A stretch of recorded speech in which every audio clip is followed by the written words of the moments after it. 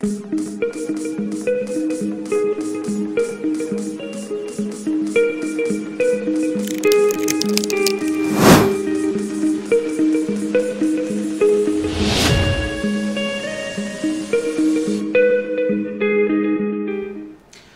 Two NS private ITI.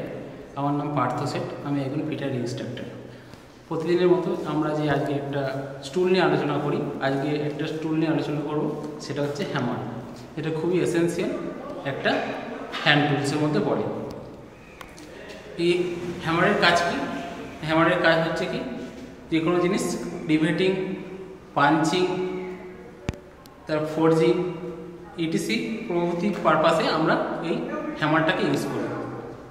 এই হ্যামারটা কী দিয়ে তৈরি না, drop forge carbon still metal দিয়ে তৈরি। হ্যামার মূলত কত রকমের হয়? সাধারণত 3 রকমের হয়। এক হয় বল পিন হ্যামার, আর হয় ক্রস পিন হ্যামার, একটা স্টেট হ্যামার। এবার হ্যামারের প্রত্যেকটা পার্টসের আলাদা আলাদা নাম আছে। এই হ্যামারের এই সামনের অংশটাকে কী বলে, যেটার ওপর দিয়ে আমি কোনো বস্তুর ওপর আঘাত আনবো সেটাকে বলা হয় ফেস। আর এই পয়েন্টটাকে, এটাকে কী বলা হয়? চেক। আর এটাকে কী বলা হয়? পয়েন্ট বা পিন। আর এইখানটাকে বলা হয়, যেটার মধ্যে আমার হ্যান্ডেলটা পুশ করা থাকে বা সেট করা থাকে, এটাকে বলা হয় আই হোল।